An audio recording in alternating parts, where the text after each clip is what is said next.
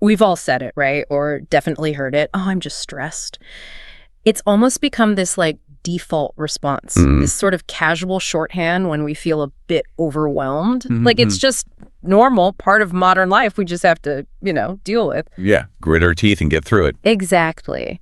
But when you really start digging into it, looking at the research, the experiences people share, stress is way, way more than just some casual word. Oh, absolutely. It has really significant profound effects on our physical health, our mental well-being, Relationships, too. definitely relationships, Yeah. and just our general ability to, function and feel okay day to day. The material we pulled together for this deep dive, it really hammers home just how pervasive it is, how much it impacts people. For sure. You see stats and reports showing huge numbers of people struggling. It affects their sleep, their focus, their overall quality of life. It's not just a bad mood. Right. Chronic stress, it's linked to some really serious health stuff. Increased risk of obesity, metabolic syndrome, heart problems, even messing with your immune system. And like you said, it doesn't just stay with one person. It ripples out, doesn't it? Affects friends, family. Massively, especially those closest to them. And that's really the heart of what we're getting into today, isn't it? Because the odds are really high that someone you care about, maybe deeply, is dealing with serious stress right now, or they will be at some point. It's almost inevitable, unfortunately. And when that happens, our first thought is usually, I want to help, but then how? Like, how do you actually offer support that helps, that's effective, and crucially, doesn't accidentally make things worse? Yeah, that's the million-dollar question. So that's our mission for this deep dive. We've got this stack of sources, insights from health psychology, clinical perspectives, personal stories, practical guides from mental health organizations, and we're going to unpack the practical stuff, the knowledge you actually need to support a friend who's really going through it with stress or maybe something more. Yeah, it's about moving beyond just, meaning well, but maybe not quite hitting the mark. It's about equipping you, the listener, with specific skills, real understanding, all based on what we're seeing in this material. We'll look at recognizing the signs, how to talk in a way that actually builds trust. Connection. Exactly. What tends to work, what can actually hurt. And this is key, how you do all this while looking after yourself too. Because supporting someone isn't always obvious, is it? Especially when they're really distressed. Not at all. So hopefully this deep dive gives you a clearer roadmap, informed by psychological insights and those really valuable lived experiences in the sources. Okay, let's dive in then. When we talk about helping a friend who's struggling, the very first step has to be, noticing they are struggling. Right, spotting it. How do you even tell if it's just a rough day? We all have those, or if it's something, deeper, more persistent? Yeah, because stress, emotional struggles, they show up in so many ways. And sometimes they're really subtle. Or even like counterintuitive. Which is where being a friend comes in, right? You have that unique perspective. Exactly. You have a baseline. You know this person. You know their usual energy, their typical mood, how they usually act. So paying attention to changes, shifts away from their normal, even small ones, that's absolutely crucial. The sources we looked at point to a few key areas where you might notice these kinds of shifts. And the first big one seems to be changes in their behavior. What sort of things are we talking about there? Well, this can look like a lot of different things. One common sign is losing interest in stuff they used to genuinely love. Maybe they were always up for that weekly run, or game night was their thing, or they poured hours into a hobby. And suddenly they're just not. They're making excuses, saying no more often. Yeah, that loss of interest, that anhedonia, that's a big flag. And often connected to that is isolation, right? Exactly. They might start pulling away, isolating themselves, less social interaction. So not returning texts or calls as quickly or at all. Yeah, or canceling plans last minute, avoiding gatherings. It's not always because they don't want to see you. Sometimes it's just feeling overwhelmed, exhausted, or like they'd be a burden. That makes sense. What about sleep? Stress definitely messes with sleep. Oh, hugely. It's often one of the first things to go haywire. Big changes in sleep patterns. Like sleeping way more. Could be. Sleeping a lot more than usual. Maybe crashing all weekend but still seeming exhausted. That suggests the sleep isn't really restorative. Or the opposite, insomnia. Right. Trouble falling asleep, staying asleep. And tied to this, you might see their productivity dip. At work, school, or even just managing daily stuff chores. Schedule things they normally handle fine. Okay. And eating habits, another one. Yep. Significant changes there are often linked to stress, too. Could be losing their appetite completely, maybe noticeable weight loss. Or the opposite again, comfort eating. Exactly. Increased emotional eating, eating a lot more than usual, sometimes leading to weight gains. Yeah. It's not usually conscious dieting. It's how stress messes with appetite and coping. The sources also mention more concerning shifts, like increased substance use, alcohol, drugs, maybe as a way to cope or numb out, or even seeing impaired judgment, maybe acting less inhibited than they normally would. That can be a sign they're struggling to regulate or cope. Okay, so behavior covers a lot. What about changes in how they look, physical appearance? Yeah, this can be a bit more subtle sometimes, but still important if you see them regularly. Maybe neglecting basic hygiene or self-care. Like not showering as much or wearing the same clothes. Good kind of, yeah. Yeah. Or just generally looking less put together than usual for them. And simply looking tired or sad a lot of the time. That persistent fatigue look. Right, dark circles, or just a general expression of sadness that doesn't seem to lift. And as we mentioned with eating, dramatic weight changes, loss, or gain can be outward signs of that inner struggle. Okay, so behavior appearance. Yeah. Then definitely changes in mood. Absolutely. And we're not just talking about a bad day because, they missed the bus. Right. It's more about a persistent difficulty coping with everyday stuff. Things they used to manage okay now feel overwhelming. They might worry constantly, stress out, way more than seems typical for the situation. Or really overreacting to small things. Exactly. Getting irritated easily, snapping, maybe showing more anger or aggression than usual. Or, on the flip side, just this persistent feeling of sadness, hopelessness, like a cloud hanging over them that won't go away. These aren't just fleeting feelings, they're prolonged states affecting their life. The sources also really emphasize listening to what they actually say, the verbal cues. What should we tune into there? This is really key, and sometimes it can be pretty confronting. Pay close attention to negative self-talk. Like beating themselves up. Yeah. Phrases like, I'm totally worthless, I mess up everything, or even darker things like, everyone will be better off without me. These are more than just complaints. They signal real pain. And expressions of hopelessness. Those sound particularly worrying. They really are. Things like, what's the point? It's never going to get better. Or even, I wish I could just disappear. Wow. Also, listen for statements about failure or feeling like a burden. I've let everyone down. I'm such a failure. I'm just dragging everyone down. And the sources also point out frequent physical complaints that don't seem to have a clear medical reason. So like headaches, feeling sick all the time. Exactly. Saying, I don't feel well, constantly. Chronic headaches, unexplained exhaustion, even with rest, stomach problems. It's often the body reacting to overwhelming stress or psychological pain. And constantly putting themselves down about their appearance, weight, looks. Yeah, that fits the pattern of negative self-perception too. And it's not just face-to-face stuff. Our online lives can show warning signs too. Right, social media. The sources say look for things like posting really self-deprecating comments. I hate myself. I suck at everything. Or sharing really dark stuff, like quotes or poems about despair. Yeah. Or disturbing images or media. Using unusual hashtags that hint at distress, like hashtag over it, hashtag imdone, hashtag wish you could sleep forever. Even just a sudden shift to using sad or destructive emojis all the time can be a subtle flag. That's a really wide range of signs. Behavior, appearance, mood, what they say, what they post. But the sources also make a key point. These signs can be tricky. Oh, absolutely. For one thing, these changes often happen slowly, gradually. Like the frog in boiling water idea. Exactly. You might not notice how serious it's become until it's quite pronounced, just because you've kind of adjusted to the small shifts along the way. And another big thing the sources stress is that signs can be, well, counterintuitive.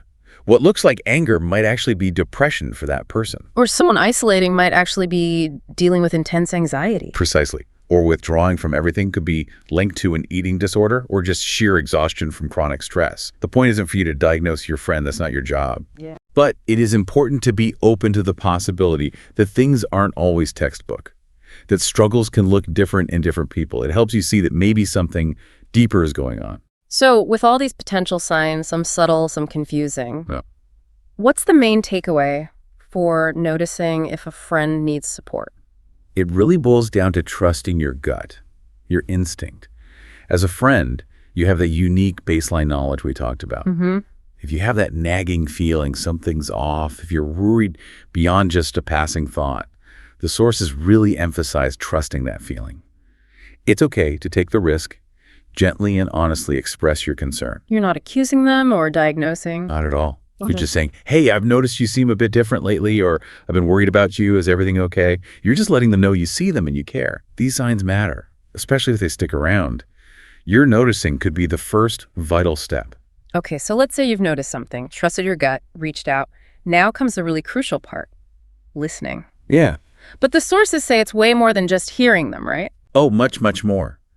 The material consistently points to active, empathic listening as maybe the most fundamental skill here. Active and empathic, what does that really mean in practice? It means consciously trying to understand their experience from their point of view, not just feeling sorry for them. Right. It's about creating a safe space where they feel they can share, listening without judging, and accepting their feelings as valid for them, even if you don't fully get it, or you'd react differently. And there's actually a biological reason why this helps, isn't there? Something about oxytocin. Yeah, it's fascinating. When we really engage in empathy, both giving and receiving it, our brains release oxytocin. The bonding hormone. Exactly. It builds trust, cooperation, connection. So feeling truly heard and understood isn't just psychologically nice, it actually changes our brain chemistry in a positive way, reduces that feeling of isolation. That makes so much sense. It's not just an idea, it creates a real connection. So what does this kind of listening actually look like? What are the practical tips? Okay, first big one. Give them time to open up. You can't push someone. Right. Let them know you're there, ready to listen when and if they want to talk. And maybe that offer isn't taken up right away. That's fine. So maybe gently remind them later. Yeah, maybe when you're doing something relaxed together. Let them know the offer still stands. Some people need time to process, or they worry about burdening you. Especially if they're usually the strong one. Exactly. Offering that space in a low-pressure way, maybe on a walk, side by side, or even over text, if that feels easier for them, can help.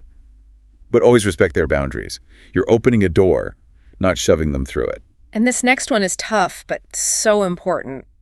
Try not to interrupt. Oh, it's so tempting. You hear something you want to jump in with reassurance or advice or, oh, that happened to me too. Yeah, you mean well.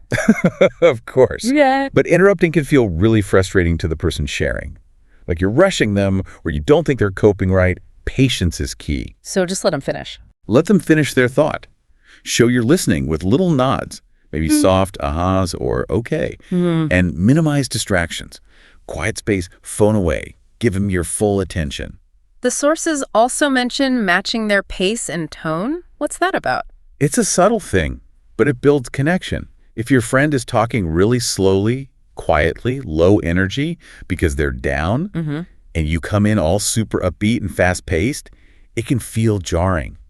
Creates a disconnect. So kind of mirror them a bit. Sort of. Slow down your own pace, match their general tone. It shows you're tuned in to where they are emotionally, makes them feel less alone in it. Okay. And validating their emotions. This seems absolutely essential. This is probably the heart of empathy in action. Accepting their feelings as real and valid for them.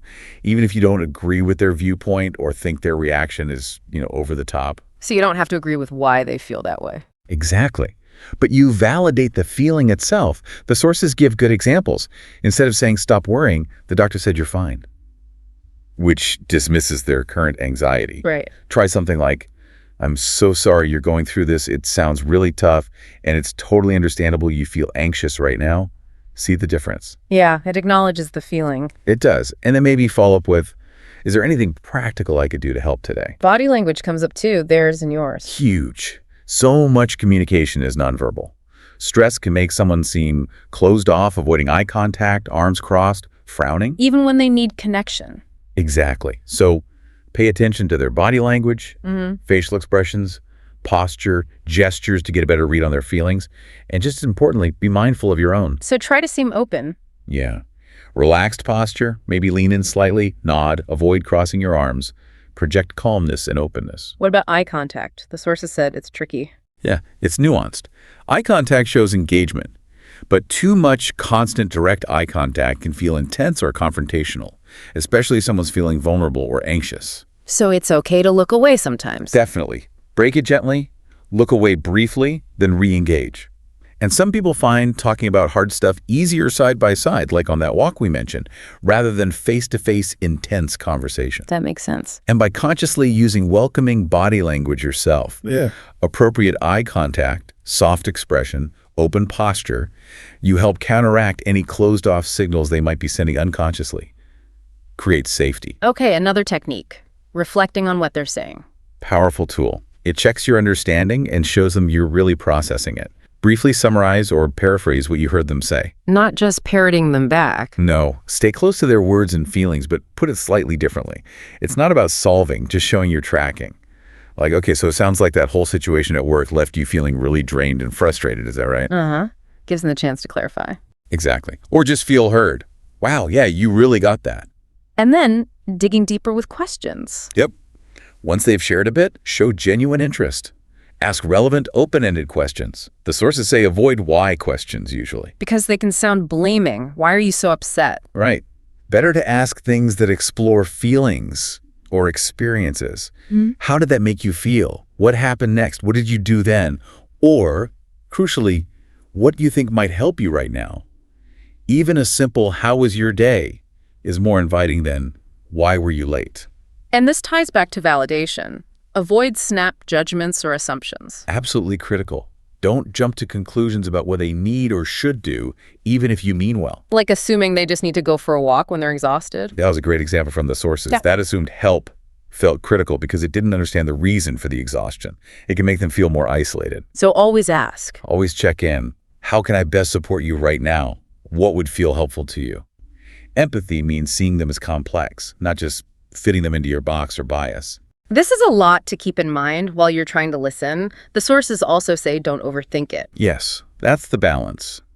Active listening means focusing on them, being present, not getting stuck in your head, crafting the perfect response. Right. Don't pressure yourself to be perfect or have all the answers. You're not their therapist.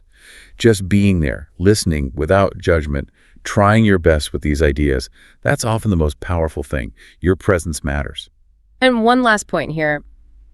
Doing a bit of research yourself later on. Yeah, this can be helpful after the conversation. In your own time, learning a bit about whatever they're facing, anxiety, stress, grief, can deepen your understanding. Not play doctor. Definitely not. No. But it helps you avoid insensitive suggestions and offer more relevant support because you understand their challenges a bit better. Okay, this is super helpful on listening. But even with great listening skills, it's so easy to say the wrong thing, isn't it? Things we think are helpful but actually hurt. It really is. Our instinct is often to fix, solve, cheerlead. But for someone really struggling with anxiety or stress, some common phrases just land badly. The sources call out a few big ones. Let's go through them. Phrase to avoid, #1. Calm down. Ugh, the classic. Almost always feels dismissive, maybe even condescending. Why does it hurt so much? Because if they could just calm down, they would have. Telling them to implies they're choosing to feel this way or they're overreacting and should control it. Which makes them feel ashamed. Ashamed, powerless, misunderstood, and usually even less calm. So what's the alternative? Offer non-judgmental support. Focus on your presence, acceptance. Simple stuff. I'm here for you. I'm here to listen if you want to talk, or if they're really distressed, I'll stay with you. Acknowledge the distress, don't demand it stops. Okay. Phrase to avoid #2. Be more present or just live in the moment. This one's tough for anxious people, especially if they worry about the future a lot. Anticipatory anxiety. Right. Asking them to just be present. It's like asking them to switch off the core mechanism of their anxiety instantly. It feels impossible and dismissive. So instead of demanding presence, Acknowledge how they feel, then maybe offer practical ways to gently ground them.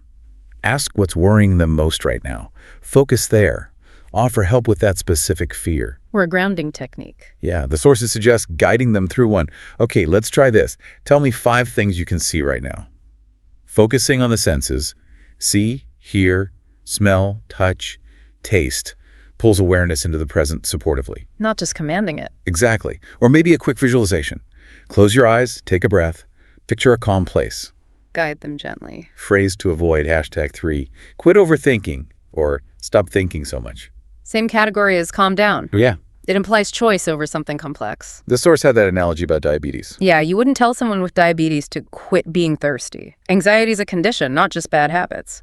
Often people know they're overthinking, and not being able to stop makes them feel worse. So telling them it's not a big deal just invalidates it. Completely. Invalidates their genuine distress and the struggle to control those thoughts. So what do you say? Again, listen, validate the feeling, Offer support without trying to fix their thinking in that moment. I can see this is really hard for you. You're safe right now. I'm here with you through this. Comfort and validation, not dismissal. Got it. Last one, phrase to avoid, #4. Worrying won't change anything. Another one from the trying to fix it with logic department. We want to make them feel better by pointing out the worry is unproductive. But anxiety isn't always logical. Exactly.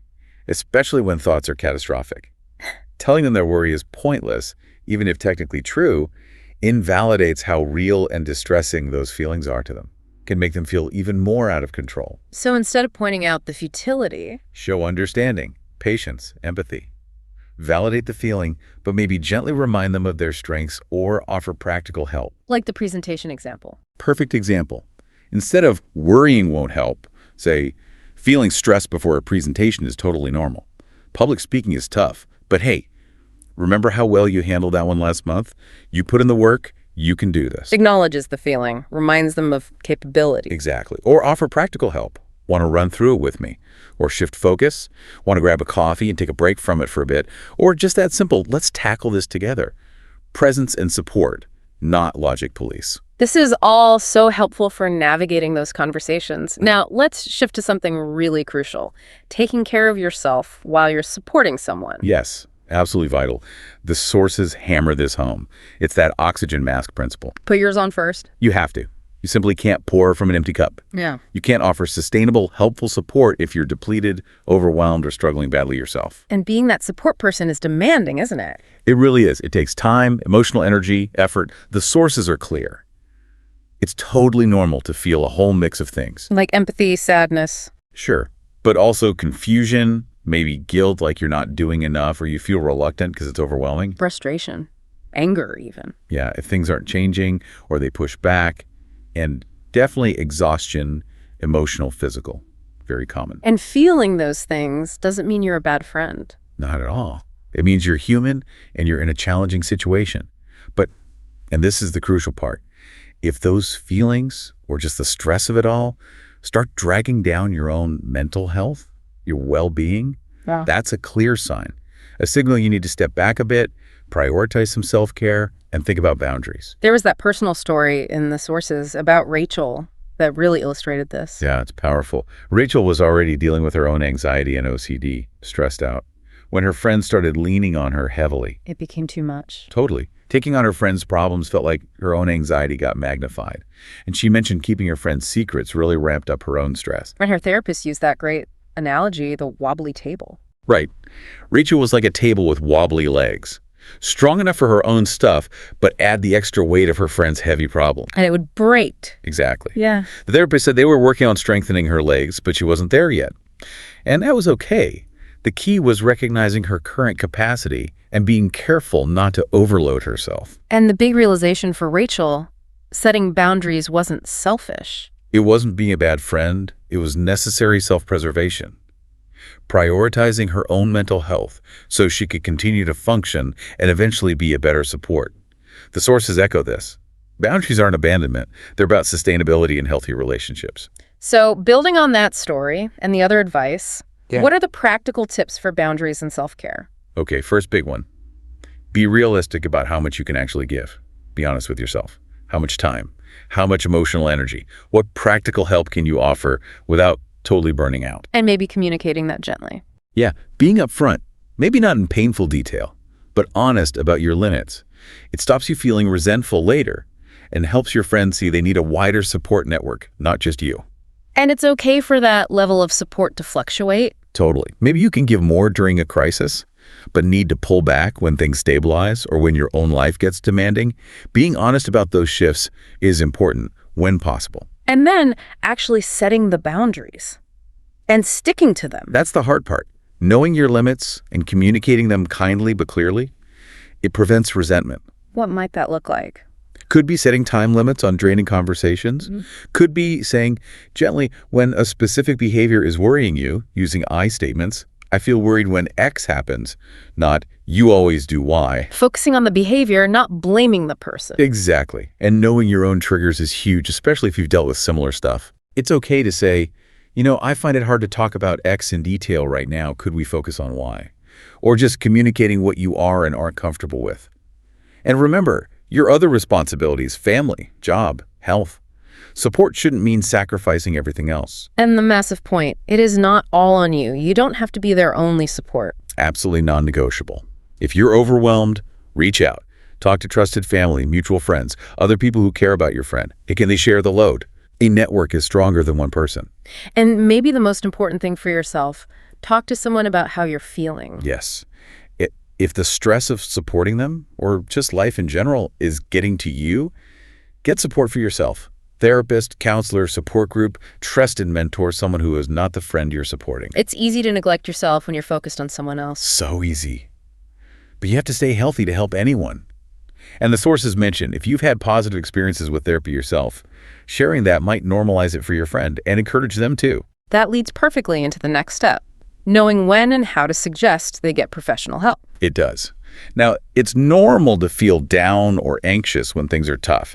But if your friend's struggles are persistent, lasting months without much improvement, Or if they're really having trouble opening up. yeah, or if it's seriously impacting their life, work, relationships, daily functioning, or if you're seeing those really worrying signs we talked about earlier, like hopelessness, severe withdrawal, Then it might be time. it might be time to gently suggest they seek professional support. What's our role here as a friend? We're not therapists. No. Your goal is to encourage them to open up more broadly, and if needed, gently nudge them towards considering professional help. A therapist, counselor, doctor, someone trained for this. And what if they're only leaning on you? Every single conversation is about their struggle. The sources say it's okay, even necessary sometimes, to set a limit there. Encourage them to broaden their support. And there is some suggested wording for that difficult conversation. Yeah, something like, look, I'm here for you. I want to support you however I can. But it feels like maybe you're dealing with something bigger than I alone can help with. It might be really important for you to reach out to others too, and maybe explore things like talking to a professional to really start tackling this. Validates them, but gently redirects. Exactly. And then offering practical help can make a huge difference. Like offering to help them make the call or find resources. Yes. Suggesting therapy can feel daunting. Offer to help them call their doctor, look up local services, research therapists online, just being there for that first step. And again, sharing your own positive therapy experience, if you have one, can really help demystify it. And finally, knowing those crisis resources. It's Essential. non-negotiable, potentially life-saving. The sources are really clear. If your friend is in immediate danger, threat of harm to self or others, call emergency services, 911 in the U.S. And if you're worried but not sure if it's a crisis, or you just need advice on how to help, You're not alone. Text START to 741-741 for the crisis text line, or call or text 988 for the Suicide and Crisis Lifeline. Free, confidential, 247. Trained counselors can give you advice, support you, or help connect your friend to help. Don't hesitate to use them. Okay, wow. We have covered so much ground today. Recognizing signs, deep dive into listening, what helps, what hurts, self-care, boundaries, suggesting professional help. It's a lot. It is. But before we wrap up, there's one last kind of powerful idea from the sources that seems to weave through all of this. Which is that helping others, it's actually good for the helper too. Exactly. The material points to research showing that supporting others, engaging in that kind of altruistic behavior, can actually reduce your own stress, boost your well-being. So it's not just a burden when done right. It can be mutually beneficial. Right. And maybe even simpler than that, stepping back from all the techniques. The sources really highlight the huge value of just being present. Yeah, you don't need all the answers. You don't need to fix everything. Not be a therapist. Definitely not. Just offering your time, your attention, listening without judgment, letting them know they're not alone. That in itself is incredibly powerful support.